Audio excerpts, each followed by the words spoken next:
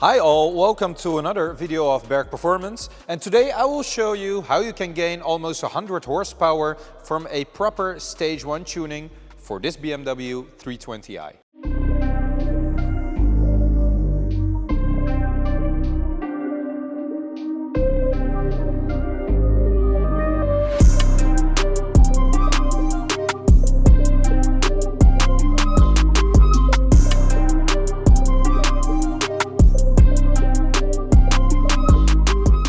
So, as for the results, we have measured this car, obviously stock versus tuned again. Let me dive into the numbers. So, the blue line again are the stock numbers and the red lines are the tuned numbers. This car should do around 270 Newton meters out of the factory, and it was doing 286 Newton meters, so right in the range. And 184 horsepower has been given by BMW, but it was doing 196 horsepower. So a little bit more than stock, not too exaggerated, on 98 fuel obviously, so not on 95 where BMW maybe put the numbers on the internet. So this is quite respectable. At the end of the blue line you can see at the shift point it is going right up and it was producing 210 horsepower stock. Well, that's not true of course, it's just the shifting point at the dyno, so that's why I've kept it out. The tuning. First of all, I want to mention something else. This is the proper B48A engine. It's the first A engine version, or the A version of the B48 engine. And these are absolutely the weakest B48 engines that exist. So it is really, really important to keep the torque low and to properly calibrate the software that the torque comes in slowly and then you get maximum power right at the top of the rev range. So it also makes sense to rev this car all out until the red line. If you give this engine more torque, and of course we can do it, we can even bump the torque up to 470 Newton meters for example, you will just break the engine. Period. That is a fact. That is not even a question. So if you see any numbers on the internet that are claiming we get like 450 Newton meters, 420 Newton meters, 440 Newton meters out of the A engine version, run away, because it will not be good for the car, for the engine, and it will simply blow up, and eventually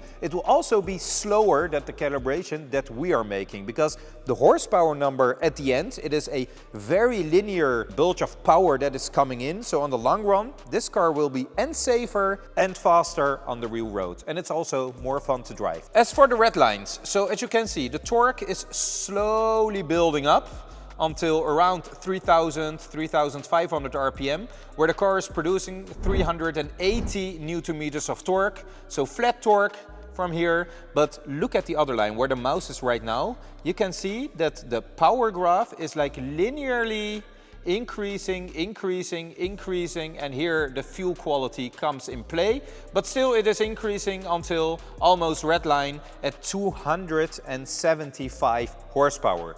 With a stage 1, no hardware upgrades on 98 RON fuel, and it's perfectly safe. Well, talking about the hardware upgrades, it has a ram air intake, this car, but that doesn't add any power. It's just for the experience. So for all of the people that are asking like, will an intake make any more horsepower? No, on this car it will not make any horsepower more. It can even lead to a horsepower deficit compared to the stock intake for these vehicles. And this is just a stage 1, but custom calibrated by ourselves, of course, on 98 RON. So a little more information about how a power drop can exist after upgrading an intake. I'm not saying that this intake reduces or increases the power, but I'm just saying in general, the intake for these cars, on some cars they do have an effect, but on this car, if you add an intake, it is only for the sound experience, so for the whooshy sounds and everything. The intake itself, this one is covered, so at least it will attract a little bit less hot air than a very open intake,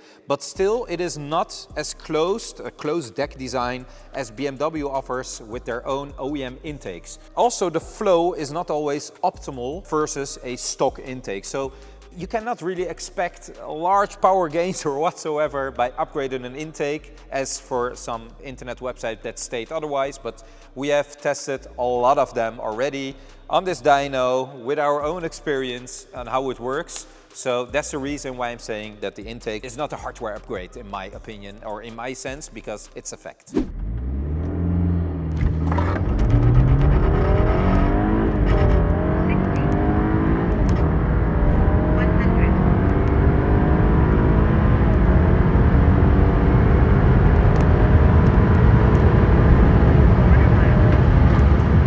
Dragys I did already. So the first time when we were filming this, I already can tell you something about the Dragys. The car did a 5.8 second 0 to 100 on a wet road surface. These tires, I will also recommend to the owner that he needs to change them because they're absolutely rubbish. I don't know which brand they are, but it is like slithering all around. It's not stable at any high speeds whatsoever. So I managed to do a 5.8 second 0 to 100, and the 100 to 200, I just measured it once, and it was around 16 seconds, which is perfectly fine for this car, for the weakest B48 engine.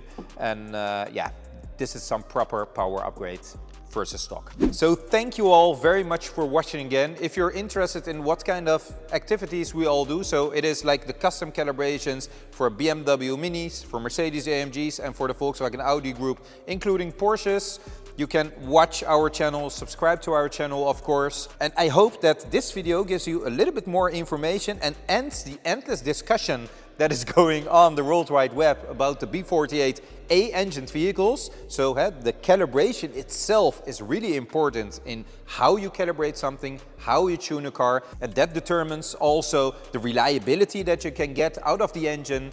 So I hope this was informative for you. If you like this video, hit the like button, subscribe to our channel so I can keep you informed about other projects as well in our workshop. And yeah, thank you for watching. See you in the next one.